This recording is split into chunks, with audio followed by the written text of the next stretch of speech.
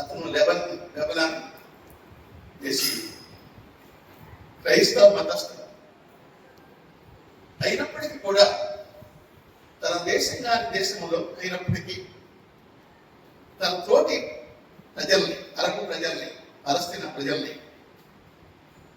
Israel, America అండదండాలతోటి, సామ్రాజ్యవాదుల అవకాశతోటి, వాళ్ళ అన్నతోటి చేస్తున్నటువంటి సాగిస్తున్న దురాగతాన్ని వ్యతిరేకించడం కోసం లెబనాన్లోనే పాలస్తీనా విముక్తి బలగాలను తయారు చేశాడు. తన యుక్త వయసులోని కమ్యూనిస్ట్ పార్టీ శాఖని నిర్మించడానికి అనుకున్నాడు తన 20 సంవత్సరాల వయసులోని. అటువంటి వ్యక్తి ఆ రోజున పెద్ద ఎత్తున పాలస్తీనా మీద ఇజ్రాయిల్ సామ్రాజ్యవాదం కలిసి దురాగతాలు సాగిస్తూ ఉంది, యుద్ధాలు సాగిస్తూ ఉంది. యుద్ధానికి గోపోద్యుక్తులైనటువంటి కొంతమంది ఆనాడు యువకులు కొన్ని రకాలైనటువంటి అవి వాళ్ళ టెర్రరిజం అని చెప్పబడుతున్నటువంటి అయినప్పటికీ కూడా శత్రువును వెనక్కి కొట్టాలి, శత్రువును కూడా ఏదో విధంగా నిలయ్యాలి అనేటువంటి ఆలోచన చేసి ప్రాణాలను తెగించి దాడిలో కొట్టుకున్నారు. ఆ విధంగా 1982లో ఫ్రాన్స్లో 5 చోట్ల దాడులు చేశారు. ఆ 5 చోట్ల దాడుల్లో ఫ్రాన్స్లో ఇజ్రాయిల్ దౌత్యాధికారిని చంపేశారు.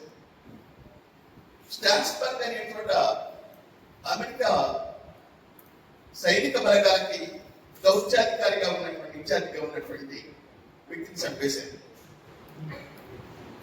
కారు బాంబు పెట్టి దాన్ని పరిశీలిస్తున్నటువంటి నిపుణులు ఆ పరిశీలనలో 2 చనిపోయారు. రెచ్చివాడు ఈ అందరికీ ప్రత్యక్షంగా ఆయన లేకపోయినప్పటికీ కూడా ఆయన పాత్ర ఉందని ఫ్రెంచ్ ప్రభుత్వం ఫ్రాన్స్ 84లో అరెస్ట్ చేసింది. అరెస్ట్ చేస్తే ఆయన ఎక్కడా కూడా విచారణలో ఈ ఘటన తప్పు అని అలా, ఈ ఘటనలో నేను పాల్గొలేదు, వాడు చేసినటువంటి ప్రతీకార చర్యలు. పాలస్తీనా ప్రజలు తమ ముక్తి కోసం, తమ దేశం కోసం పోరాటం చేస్తున్నారు.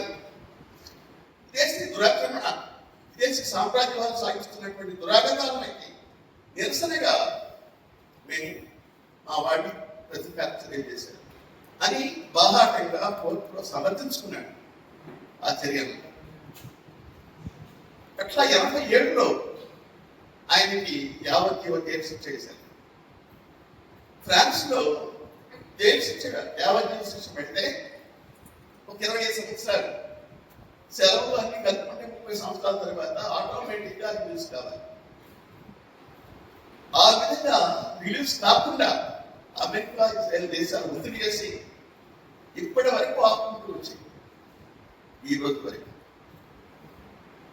అక్కడ ఉన్నటువంటి ప్రాసిక్యూటర్ కోర్టులో అనేక సార్లు పెరోల్ అడిగితే కూడా నిరాకరించారు. అంటే మీరు కనుక క్షమాపణ చెబితే, తప్పైందని అంగీకరిస్తే, ఫ్రాన్స్ ప్రభుత్వానికి మీరు ఆ విధంగా అండర్టేకింగ్ ఇస్తే మిమ్మల్ని జైలు నుంచి విడిచిపెడతామని ఫ్రాన్స్ ప్రభుత్వం అనేక సార్లు కబురు చేసింది. మీరు పెరోల్ పెట్టినప్పుడు పెరోల్ నిరాకరిస్తూ వాళ్ళు క్షమాపణ ఇవ్వడానికి మాత్రం ఆయన అంగీకరించలేదు. ప్రభుత్వానికి అండర్టేకింగ్ ఇవ్వడానికి ఆ విధంగా లొంగిపోకుండా ఉన్నాడు అన్నమాట. అంత ధైర్యంగా టెర్రరిస్టుల్ని మామూలుగా ఇంట్లో చూడటం తెలుసు. వాళ్ళు సాలిటరీ కన్ఫైన్మెంట్ ఒంటరిగా అనిపిస్తారు సెల్లులు, ప్రత్యేక సెల్లులో. ఆ సెల్లుల్లో మరి 41 సంవత్సరాల పాటు ఒంటరిగా ఉండటం అంటే జీవితం ఎట్లా ఉంటుందో ఊహించండి. ఇటీవల కొంతమంది ఆన్లైన్ ద్వారా ప్రభుత్వ అనుమతితోటి ఇంటర్వ్యూ చేశారు. నేను ఈనాటికి కూడా పాలస్తీనా ప్రజల విముక్తిని కోరుతున్నాను, పాలస్తీనా ప్రజలకి మత దేశం కావాలని కోరుతున్నాను. అదే ఆ ఆశే నన్ను ఇప్పటికి మనిషిగా గీచింది. అది నా శిరస్సు మరణీయం, నాకు శిరస్సు తిరుగుగాక స్వప్నం. అది నేను అది కనుక లేకపోతే చోట ఉండేవాడిని. ఇంతకాలం దీనికి సుదీర్ఘకాలం జైల్లో ఉంటుంది సార్, సెల్లో ఉంటుంది సార్ అని ధైర్యంగా బయట ప్రపంచానికి పరిగణించాడు. అటువంటి వ్యక్తి ఈ రోజున విడుదలయ్యాడు. అన్కండిషనల్ గా కండిషన్లో ఇది కూడా, అది కూడా ఎందుకు చేశారు? వీడు అప్పీల్ చేసుకున్నారు. పేరు పదే కింద వాడు నిరాకరిస్తుంటే వాళ్ళ సుప్రీంకోర్టుకు పోతే అక్కడ ఆ సుప్రీంకోర్టు కూడా ఈ నెల 17వ తారీఖున వీళ్ళని విడిచిపెట్టవచ్చు. ఎందుకంటే అసలు మామూలుగా ఉండాల్సినటువంటి దానికంటే రెట్టింపు దాకా ఉన్నాడు ఆయన జైల్లో. ఇన్ని సంవత్సరాలు జైల్లో ఉండాల్సిన అవసరం లేదు. వాళ్ళ సంస్థ తరఫున 84 నుంచి ఈనాటి వరకు ఏ విధమైనటువంటి హింసాత్మక దాడులు జరగల అనేటువంటిది లాయర్ వాదిస్తే దాన్ని ఆధారం చేసుకొని పెరోల్ గ్రాంట్ చేసింది సుప్రీంకోర్టు. ఫ్రాన్స్ దేశానికి చెందింది. అది కూడా కండిషన్ మీద. ఆ కండిషన్ ఏంటంటే జైలు నుంచి సరాసరి విమానాశ్రయానికి వెళ్ళాలి. విమానాశ్రయం నుంచి సరాసరి గమనం పెట్టుకోవాలి, ఎక్కడ ఆకూడదు. ఇది కండిషన్. ఇటువంటి కండిషన్లో కూడా ఆయన అంగీకరించి మా దేశాన్ని ఏర్పాటు దీనికి అంగీకరించాడు. కానీ తలవంచలేదు, శత్రువు ముందు జవాబు అడగలేదు. అది అక్కడ గొప్పతనం, అది ప్రత్యేకత. వాళ్ళ అబ్దుల్లా జీవితం మనందరికీ కూడా స్ఫూర్తిదాయకం. ప్రపంచవ్యాప్తంగా ఉన్నటువంటి జాతీయవాదులకు, సామ్రాజ్యవాద వ్యతిరేక పోరాటం చేస్తున్నటువంటి వాళ్లకు, కమ్యూనిస్ట్ కుటుంబాలుగా మనకి గర్వకారణం. ఎందుకంటే ఒక మార్క్సిస్ట్ లెనినిస్ట్ అని ఆయన చెప్పుకుంటున్నాడు.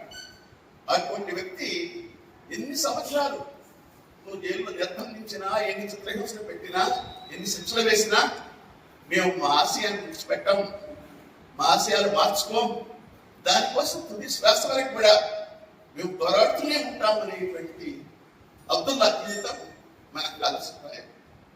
ఆయన స్ఫూర్తిగా తీసుకొని మనం కూడా మన దేశంలో కూడా అటువంటి పట్టుదలతో కృషి చేద్దాం. ఈ సందర్భంగా మనం డిమాండ్ చేయాలి. పాలస్తీనా మీద అమెరికన్ సామ్రాజ్యవాద మద్దతుతో మరణ భవనం కొనసాగిస్తూ ఎంత చిన్న ప్రాంతం, 365 చదరపు కిలోమీటర్ల ప్రాంతం. మనం పెద్ద టౌన్ లాంటిది. మనం ఒక రకంగా చెప్పుకోవాలంటే అందులో 23 లక్షల మంది. అక్కడ ఉన్నటువంటి వాళ్ళ మొత్తం హాస్పిటల్స్ ధ్వంసమైనవి, పాఠశాలలు ధ్వంసమైపోయి, వాళ్ళ చర్చలు ధ్వంసం చేశారు. ప్రార్థనలు చూడకుండా దాదాపు 90% మంది ప్రజలు ఐక్యరాజ్య సమితి సహాయం పంపిస్తే బయట దేశాల వాళ్ళు అవి కూడా రాకుండా గాజా స్ట్రిప్కి ఇజ్రాయెల్ అమ్ముకుంటుంది. ఆ వచ్చినటువంటివి పంపిణీ కూడా సందర్భంలో ఆహార పదార్థాలు తీసుకోవడానికి పిల్లలు, మహిళలు పోతే వాళ్ళ మీద కాల్పులు జరిపి ప్రతిరోజు ఒక 15 మంది నుంచి 50 మంది దాకా సరిపోతున్నారు. ఆహారం కోసం పోయిన వాళ్ళ మీద కాల్పులు అన్నమాట. యుద్ధం చేస్తున్నటువంటి వాళ్ళ మీద కాదు. కనుక ఇటువంటి దుర్మార్గాన్ని మనందరం ఖండించాలి. దానికి పాలస్తీనా దేశం నుంచి, గాజా ప్రాంతం నుంచి, ముఖ్యంగా ఇజ్రాయెల్ వెంటనే విడుదలగా డిమాండ్ చేయాలి. పాలస్తీనాకు స్వతంత్ర దేశం ఐక్యరాజ్య సమితి 48లో తీర్మానం చేసింది. ఆ తీర్మానం ప్రకారంగా ఇప్పటికీ ఆ దేశం ఏర్పడలేదు. ఆ దేశం ఏర్పడాలని, స్వతంత్ర దేశం పాలస్తీనా కావాలని ఇజ్రాయెల్ అమెరికా సామ్రాజ్యవాదంతో సాగిస్తున్నటువంటి దురాక్రమ యుద్ధం వెంటనే అంతం చేయాలని డిమాండ్ చేస్తూ మరోసారి అమెరికన్ సామ్రాజ్యవాదానికి వ్యతిరేకంగా రాజీ లేకుండా పోరాడుతున్నటువంటి పాలస్తీనా ప్రజలకు, పాలస్తీనా ప్రజల పోరాట విముక్తి యోధుడుగా ముందుకొచ్చిన, జైలు నుంచి బయటకు వచ్చినటువంటి అబ్దుల్లా గారికి మరొకసారి జేజేలు తెలియజేద్దాం.